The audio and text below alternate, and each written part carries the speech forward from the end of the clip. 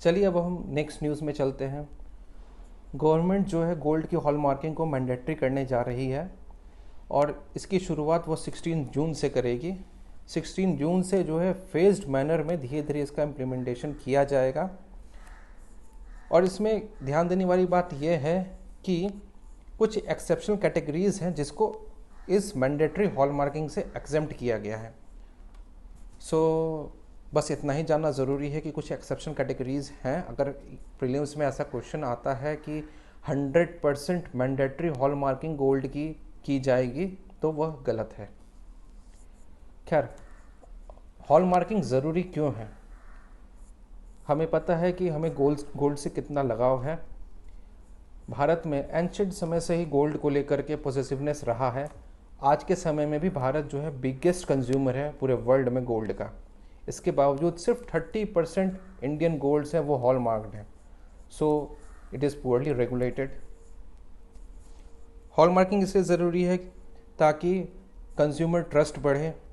Consumer को जब ये देखेगी कि सरकार के द्वारा मान्यता प्राप्त है इस गोल्ड को जो वह खरीद रही है, तो उसका ट्रस्ट बढ़ेगा और ये ट्रांसपेरेंसी लाएगा।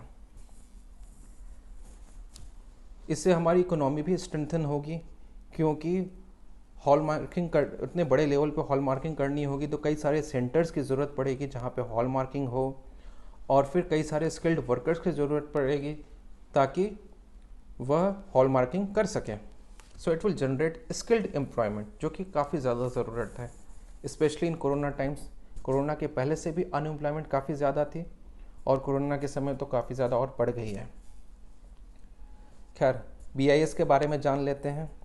BIS जो है एक नेशनल बॉडी है जिसका पूरा नाम है ब्यूरो ऑफ इंडियन स्टैंडर्ड।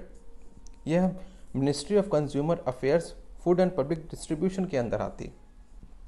और ऐसा नहीं है कि यह सिर्फ गोल्ड का हॉलमार्किंग करती है, और भी जो प्रीशियस मेटल्स होते हैं जैसे कि सिल्वर, इसकी भी ये हॉलमार्किंग करती है। फिर इलेक्ट्रिकल एंड इलेक्ट्रॉनिक अप्लायंस हैं उसकी भी यह करती है।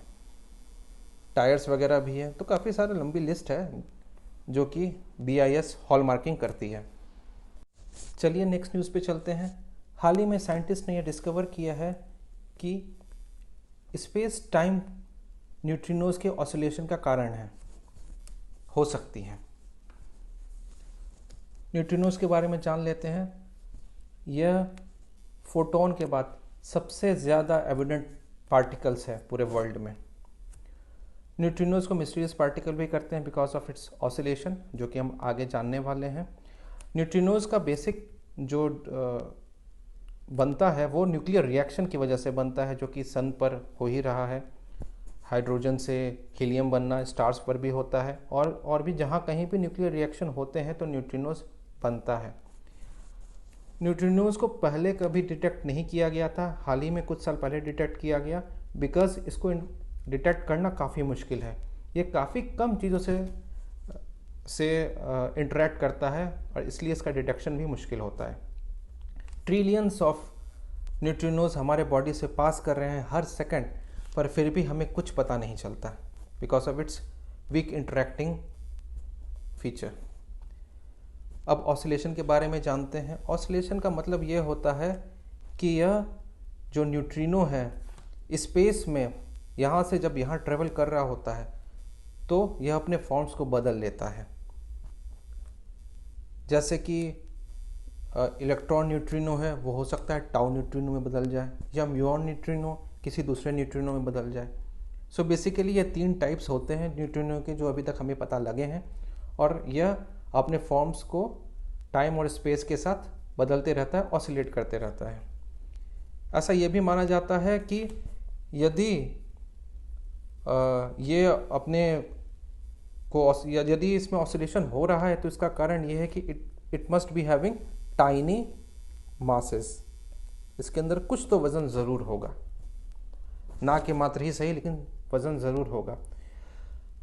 वर्ल्ड में बहुत सारे न्यूट्रिनो ऑब्जर्वेटरीज बन रहे हैं और कुछ पहले से बने हुए भी हैं। इंडिया भी प्लान कर रहा है तमिलनाडु में बोधी वेस्ट हिल पर, जो कि थेनी डिस्ट्रिक्ट में है। Next news Chinese space station पर है। चाइना काफ़ी सालों से स्पेस स्टेशन बनाने की कोशिश कर रहा था। हाल ही में उसने शिंजो 12 जो उसका मैन्ड स्पेसशिप है उसको सक्सेसफुली डॉक किया चाइनीज़ स्पेस स्टेशन का कोर मॉड्यूल तियाने के साथ। चाइना पहले भी स्पेस स्टेशन बना चुका है, that was experimental, Tiangong 1 and Tiangong 2। और ये जो अभी का स्पेस स्टेशन है तियांगोंग, ये तियांगोंग 1 और तियांगोंग 2 के नाम से ही इंस्पायर्ड है।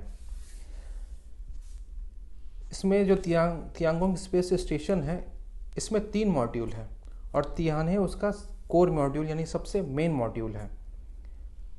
इंटरनेशनल स्पेस स्टेशन की तरह ही यह भी space station lower earth orbit पर है। सिग्निफिकेंस इसका चाइना के लिए काफ़ी ज़्यादा है। इनफैक्ट चाइना को स्पेस पावर के रूप में देखा जा रहा है और 2030 यह मेजर स्पेस पावर के रूप में बन चुका होगा। इसका जो स्पेस स्टेशन जो अभी बन ही रहा है, it will be the only space station to rival the international space station. एकमात्र कंपटीटर होगा इंटरनेशनल स्पेस स्टेशन का। यह उसके चाइना के लिए एक आँख का काम करेगा। इसके जो एस्ट्रोनॉट्स जो वहाँ पर होंगे पूरे दुनिया पर नज़र रख पाएंगे। इसी की वजह से यह कंसर्न रेज किया जा रहा है कि it will be like spying from the sky. USA ने यहाँ तक कहा है कि इसमें जो रोबोटिक आर्म्स हैं उसका इस्तेमाल दूसरे देश के सैटेलाइट को पकड़ने में किया जा सकता है और इसकी वजह से कम्युनिकेशन ब्रेकडाउन हो सकता है उस कंट्री का। इसकी वजह से जो उसका डिफेंस सिस्टम है वो ख़त्म हो सकता है और बिना वॉर लड़े ही किसी देश को हराया जा सकता है। अब इंटरनेशनल स्पेस स्टेशन के बारे में जान लेते हैं जो कि लोअर अर्थ ऑर्बिट में ही है। आखिर दोनों space station lower earth orbit पे क्यों हैं, इसको इंटरनेट पर ज़रूर आप लोग सर्च करिएगा। खैर, इंटरनेशनल स्पेस स्टेशन जो है सबसे बड़ा ह्यूमन मेड बॉडी है स्पेस में। यह इतना बड़ा है कि यहाँ पे माइक्रो ग्रेविटी फील की जा सकती है और इसका मेन पर्पस रिसर्च ही था कि स्पेस में एक्सपेरिमेंट कर सकें, माइक्रो ग्रेविटी में क्या फ्लोरा और फौना पे असर होता है, बायोटिक एबायोटिक्स पे असर होता है, वो एक्सपेरिमेंट किया जा सके।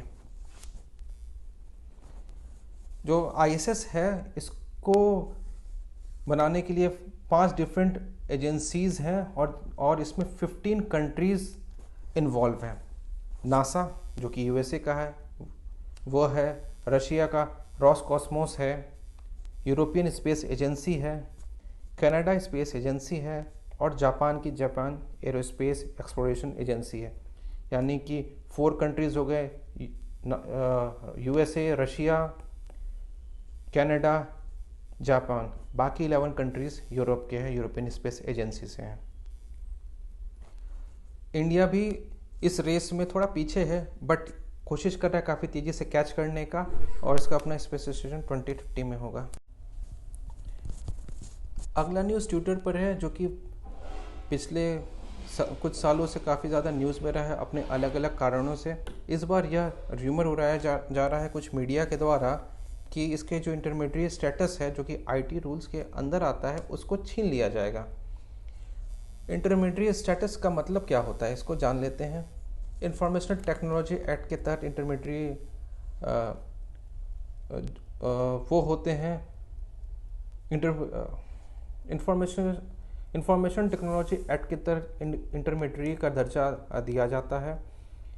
ये वो एंटिटी होते हैं या पर्सन होते हैं जो खुद में कंटेंट जनरेट नहीं करते हैं पर इंफॉर्मेशन को रिसीव करते हैं, स्टोर करते हैं, ट्रांसमिट करते हैं। जैसे कि फॉर एग्जांपल ट्विटर खुद कुछ ट्वीट नहीं करता है बल्कि कोई पर्सन जो होता है वो इसके प्लेटफॉर्म को यूज़ करता है अपने बात को शेयर करने के लिए। ठीक है, और इंटरमीडिएट स्टेटस मिलने का मतलब ये होता है कि यदि कोई इन्फॉर्मेशन किसी पर्सन के द्वारा ट्विटर के प्लेटफॉर्म पर डाला जाता है तो ट्विटर उसके लिए लीगली लायबल नहीं होगा। यदि वह जो इन्फॉर्मेशन वह गलत है या फिर वह इन्फॉर्मेशन मैनिपुलेटेड है तो इसके लिए ट्विटर लायबल नहीं होगा। इसके लिए उसको लीगल प्रोटेक्शन मिलता है सेक्शन 79 के अंदर इंफॉर्मेशन टेक्नोलॉजी एक्ट एक नोट करने वाली बात यह है कि किसी को भी intermediate status as a registration नहीं मिलता है, यानी कोई इंटरमीडिएट स्टेटस का कोई सर्टिफिकेट नहीं होता है, ठीक है, ना ही ये गवर्नमेंट देती है। सच्चाई ये है कि कौन इंटरमीडिएट होगा कौन नहीं होगा यह कोर्ट डिसाइड करती है। टेक्नोलॉजी एक्ट जो कि 2000 में बनाया गया था, इसका मेन पर्पस था कि इंटरनेट को रेगुलेट करना, इलेक्ट्रॉनिक्स रिकॉर्ड को रेगुलेट करना। नेक्स्ट न्यूज़ में चलते हैं। जून 18, यह जून प्लस 19 से बना है। 19 का जो लास्ट है 10th उसको लिया गया है और उससे बना जून 18। यूएस गवर्नमेंट ने रिसेंटली 19 जून को फेडरल हॉलिडे के रूप में रिकॉग्नाइज किया गया है। इसका इम्पोर्टेंस हिस्ट्री में है। इसी दिन जो है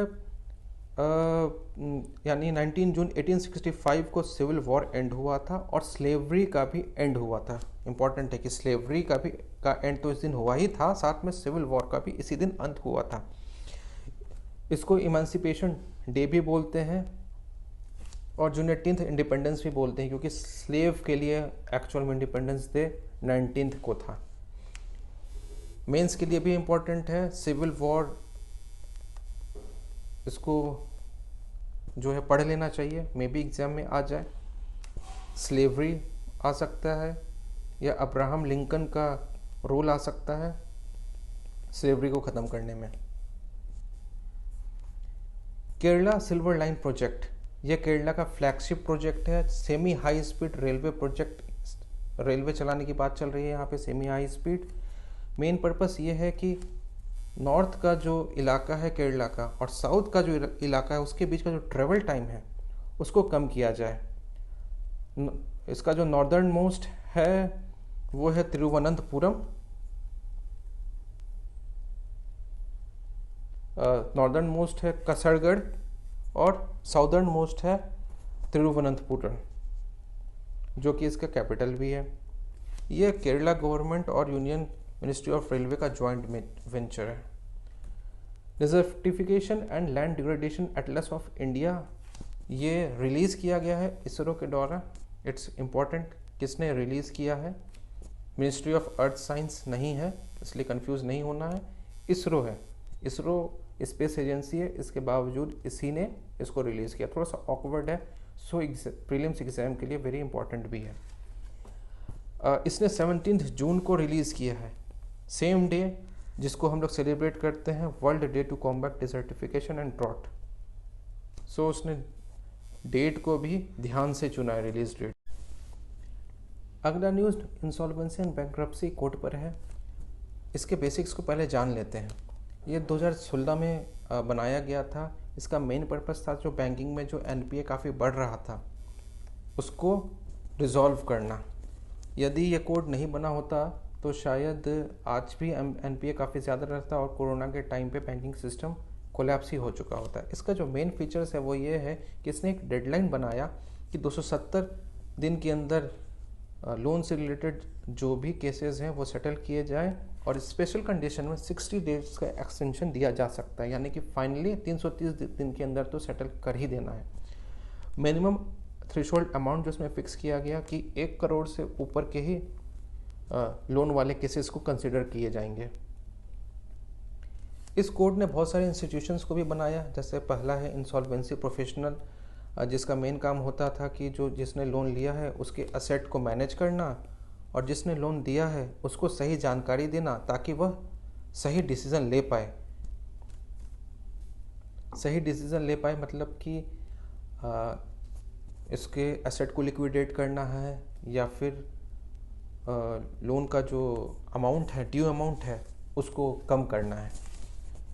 insolvency professional agency second number पे बनाई गई, जिसका काम था जो इंसॉल्वेंसी प्रोफेशनल्स हैं उनको नज़र रखना और उनको रजिस्टर करना।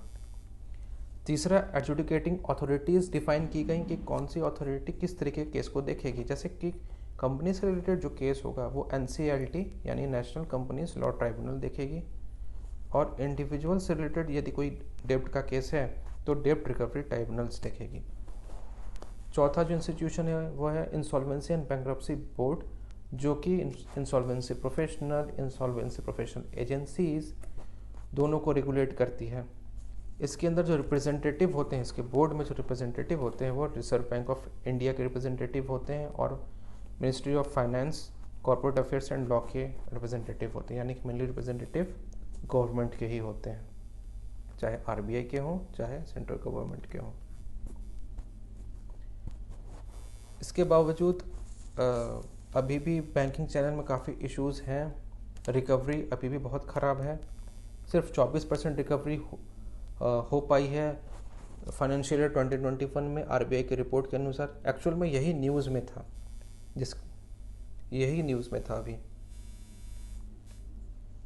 एवरेज हेयर कटिंग है वो 80% तक चाहती है। मतलब कि लोन का ड्यूज यदि 100 रुपये है तो 20 रुपये ही देने को जो बोरोवर है वो राज़ी होता है। वो कहता है कि हम 100 रुपये नहीं देंगे तो 20 रुपये देंगे, देना है लेना है तो लो, वरना जैसे चल रहा है चलता रहेगा। कईयों के साथ तो आज ऐसे ही चल रहा है कोरोना के समय में। अभी भी पेंडेंसी काफ़ी ज़्यादा है, 330 डेज़ का डेडलाइन होने के बावजूद 40% केसेस स्टिल पेंडिंग, कई सालों से कुछ केसेस पेंडिंग हैं। इंसॉल्वेंसी बैंक्रप्सी कोड में रिसेंटली अमेंडमेंट भी किया गया था 2020 में, कोरोना को ध्यान में रखते हुए।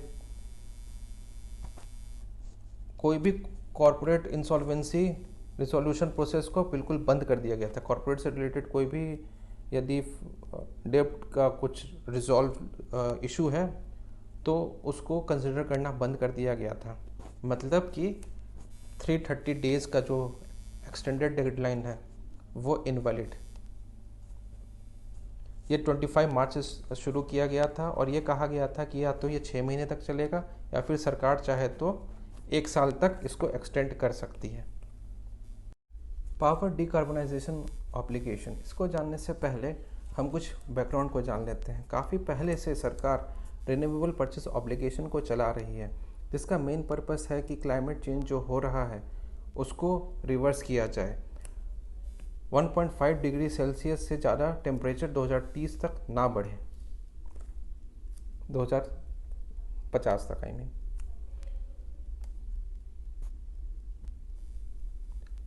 इसका मेन पर्पस ये था कि जो भी इलेक्ट्रिसिटी डिस्ट्रीब्यूशन कंपनीज़ हैं, डिस्कॉम्स हैं, वो कुछ हिस्सा रिन्यूएबल सोर्स से खरीदें।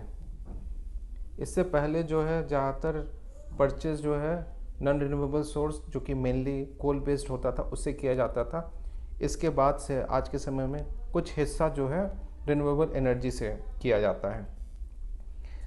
मेनली एक इलेक्ट्रिसिटी जनरेटिंग कंपनी होती है और वो पावर जनरेट करती है, और इसका जो पावर है, यानी इस मान लो कि 500 वाट जनरेट की, तो ये जो 500 वाट की जो खरीद है ये अलग अलग कंपनीज डिस्कॉम्स खरीदती है और फिर इसको डिस्ट्रीब्यूट करती है, जो कि फाइनली हमारे तक पहुंचता है। तो रिन्यूएबल परचेज ऑब्लिगेशन इन पर है कि इन्हें जो है कुछ हिस्सा रिन्यूएबल सोर्स से लेना है। अब जो है कहा जा रहा है कि हमें इससे एक स्टेप आगे जाना चाहिए। हमारा फोकस होना चाहिए कि जो कार्बन एमिशन है उसको कम किया जाए। इसी चलते पावर डिकार्बनाइजेशन ऑब्लिगेशन की बात चल रही है।